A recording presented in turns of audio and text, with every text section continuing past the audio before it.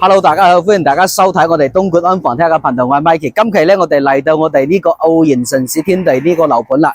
今日會帶大家睇呢個單位咧，同以往嗰啲格局格式係唔一樣嘅。今日呢個單位咧，62個平方係通天然氣嘅，樓上樓下都有房間，都有廁所。咁呢個單位咧，樓層都係比較高噶啦，喺我哋嘅12樓。咁我哋呢度奧園城市天地咧，就係我哋嘅一個複式2層嘅公寓啦。咁呢度嘅樓咧都係帶裝修一手嘅裝修，呢層樓咧業主未住過，價錢上咧業主已經係蝕咗2/3嘅價錢啦。而家價錢39萬8，你就可以買到呢個買一層送一層，差唔多使用面積達到110平方嘅一個3房2衛嘅單位啦。我哋而家上去睇下呢層單位係咪大家中意嘅？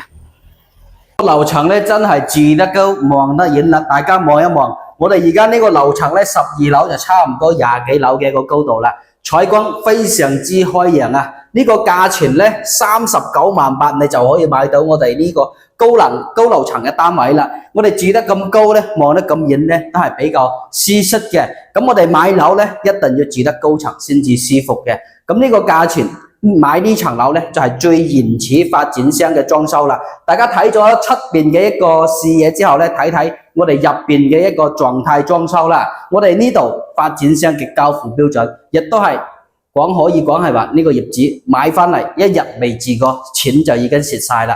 咁我哋接落嚟同大家認真咁介紹下呢層樓啦。我哋入門處就喺呢度入嚟嘅一個餐廳位啦，一個 L 型嘅一個餐廳同埋客廳設計。咁我哋嘅一個1樓衛生間咧就喺呢個位啦，大家可以跟住嚟睇埋我哋呢個衛生間嘅一個空間大細啦。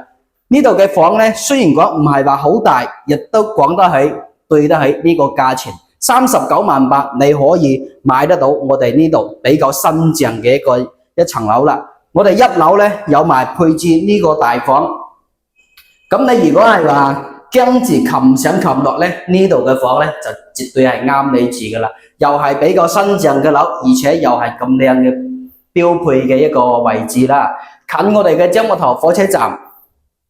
咁呢層樓咧，你買翻嚟咧自己執翻下嗰啲家私家電就可以入住噶啦。我哋睇到目前咧呢個廚房位咧入嚟一條過，咁我哋最原始嘅一個裝修標準啦，大家睇得明眼肉眼可以睇得清嘅廚具灶台同埋我哋呢度露台，亦都係可以通埋天然氣嘅，配置天然氣。呢度嘅公寓咧，絕對會比我哋嘅一個傳統嘅公寓室咧會大，會舒適，而且更加之慳呢個生活成本啊！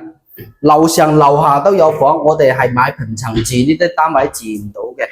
呢種單位咧，只有我哋複式2層嘅單位先至有呢種感覺嘅。咁我哋而家上到嚟呢層單位嘅2樓啦，咁我哋可以睇到呢度嘅空間大細咧都係比較 OK 嘅。呢層樓業主完全都未住過，我哋可以睇到我哋呢間房啊都係比較長、比較深嘅，而且呢個位置咧，你無論整翻個梳妝台啊，或者你嘅衣帽間啊，都係比較足用嘅空間啦。咁我哋呢度就係2樓嘅第一間房，我哋睇埋我哋嘅廁所啦。廁所嘅空間同樓下嘅廁所差唔多一樣大嘅一個空間啦。咁你如果係話住喺呢度咧，樓上樓下都有廁所，就唔會話你擒得咁辛苦啦。嗱，你如果係話想短期度假或者自己退休住嘅呢啲樓，值得大家一睇嘅，因為我哋喺呢度賣呢啲樓咧，從我哋開發商到而家嘅價錢已經降得真係冇眼睇噶啦。咁我哋呢度咧標配贈送嘅一個空間拉過嚟咧，呢度嘅空間都差唔多有1.5米長嘅闊度啦。你如果係話睇埋呢個空間咧，都可以放翻啲雜物嘅。呢度有咁深有咁長，咁我哋呢間房咧亦都係非常之闊落嘅。呢度嘅房絕對可以擺到張1.5米嘅床，呢度整翻個衣櫃，而且嗰度擺翻啲雜物都夠嘅。咁我哋2樓呢種嘅格式格調咧係好難得嘅空中小別墅2層啊！呢度嘅樓當時賣得非常之火啊，而家呢啲價錢咧，即係白菜都冇咁平噶啦。咁我哋呢個單位咧，業主放嘅價錢39.8萬就睇大家有冇興趣啦，或者大家喺澳園呢度有樓想要賣嘅咧，亦都可以參考下呢啲價錢，睇下有冇放得啱嘅一個自己嘅價錢啦。